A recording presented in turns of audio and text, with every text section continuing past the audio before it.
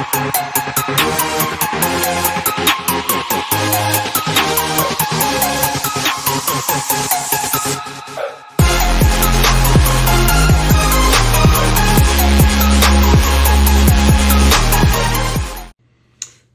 morning.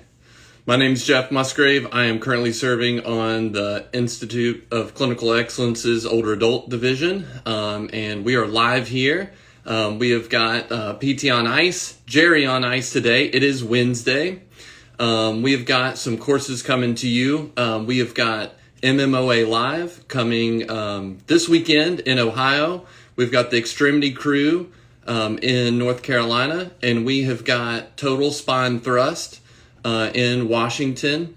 Our topic today, we're going to be talking about, are you winning the battle but losing the war?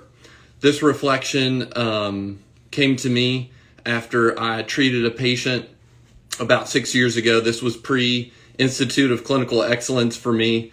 I had gotten really good at treating a joint, treating a movement problem, but not looking at the bigger picture for a patient. So I was in the camp that was very focused on, I'm going to get you better as quickly as possible. I'm going to get you in and out 2 or 3 visits. This particular patient had came to me looking for help for back pain. We were able to get their symptoms down to a reasonable level, gave them some run-of-the-mill, what you would basically see as spinal stabilization.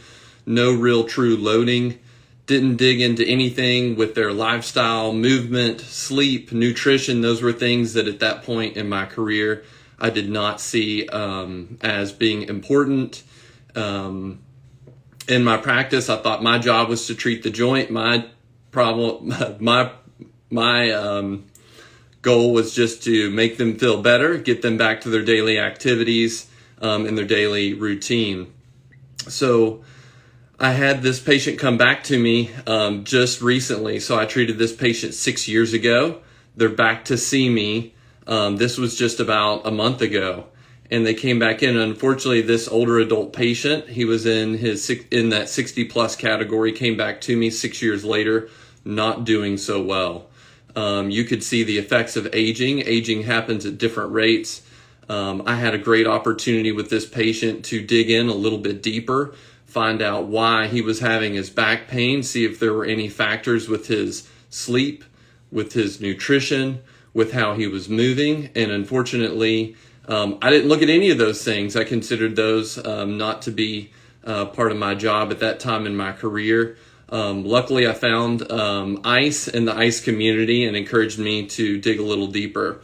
So if that's you, if that's currently how you're practicing, this is something that's very approachable.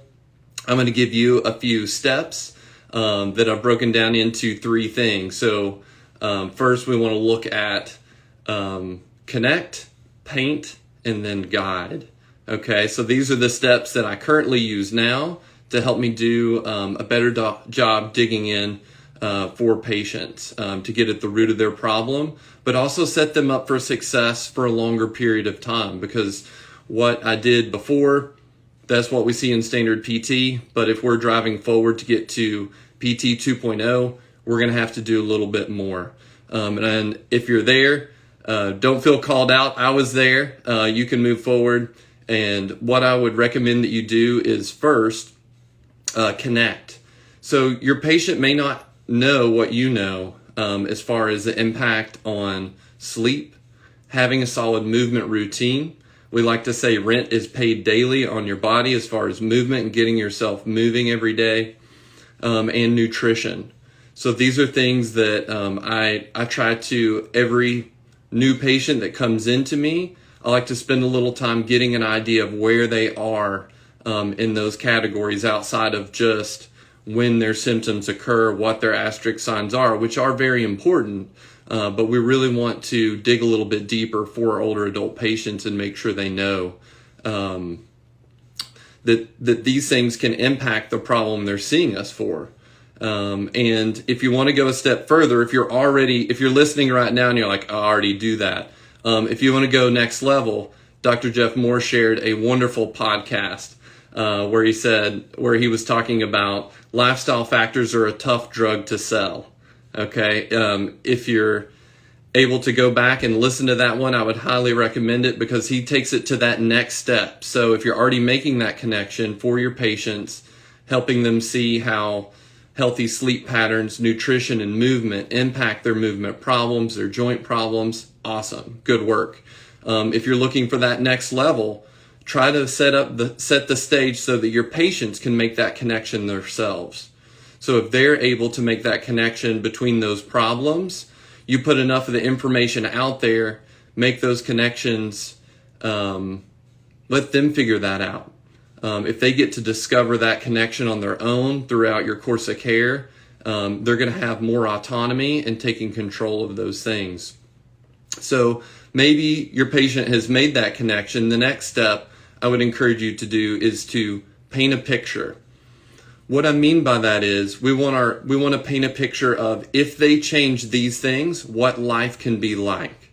And not just in the current sense. This is what really struck me when I was treating this patient was what life was going to be like them for 6, 10, 20, 30 years later. And that really seems to connect with a lot of my patients when they start thinking about, am I going to be able to pick up my grandkids? Am I going to be able to carry my groceries in the house? If their goal is just to return to baseline, and their baseline is at a very low level of function or just barely independent, what's life going to be like later? Am I planning to age well? And are we setting our patients up to to age well? So if you can paint that picture of what life can be like for them 10, 20, 30 years down the road, they can start to see how their current behaviors may impact them long term. So once hopefully you've made the connection, or if you're taking that next step, your patient has made the connection between lifestyle factors and where they want to and how they want to age, then the next step is your job is to guide them, right? And it's hard to make good decisions with bad data, as Dr. Jeff Moore so classically has said. And that's something that I really live by in my practice and has been super helpful for me. So there are great tools like wearables, like Whoop, wearing a Whoop band so that you can track activity, so you can track sleep, Apple Watches, even just like step counters and things like that. Maybe you're in a skilled nursing facility and you've got a little more low-tech option that you can set goals for your patients or see how many steps they're currently moving to see how often they're moving throughout the day and the total volume of movement. Even those low-tech options can be really helpful. But if you can track and get an honest starting place, then you can go so much further in them understanding where they truly are, because there's often a disconnect between what patients think they're doing and what they're actually doing. I found this personally when I started I had a wearable. I was like, oh, I'm doing great on sleep. I think I'm getting full recovery, crushing it in the gym, 14, 16-day stretches, and then found out pretty quickly I was not getting enough recovery and at risk of injury. So your patients may make those connections too. Also, in that guide process, it may be helpful if you have been successful in making these changes yourself to share that. But I say this with caution because you don't want to be the hero. Their session is not about how you have changed your life. But if you can share with them, I have done this myself, and I did it this way, or I started small, and now I've been able to change X, Y, and Z, and give them a realistic time frame of how long that takes. Usually that investment at the beginning phase, we want to see results too quickly, so make sure to set reasonable expectations for how long it takes to change these factors for our patients. Share that story if you can be a minor character, but when I think about this and being the guide, do you want to be guided up a mountain by someone who has never been on that trail before? That's another reason that it's so important to be about it, and that's why we talk about being about it in the ICE community. Is you should be exercising, you should be tracking your sleep and your nutrition. The healthier you are, and the more practice you have with some of the pitfalls and the difficulties of doing those things well, the better you can guide your patients, the better you can serve your patients. So the main things here, just to kind of bring it all together, we want to connect our patients to the lifestyle factors that may be impacting the problem we're seeing them for.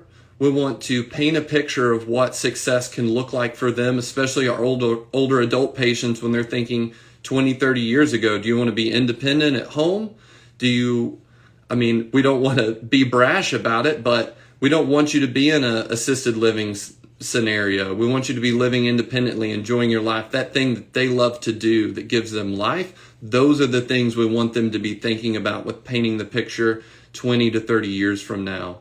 And then after that, we want to guide them. So we can share a short story if it's helpful, but we want to guide them by just focusing on just maybe one or two things, setting reasonable expectations for how long it takes to make lifestyle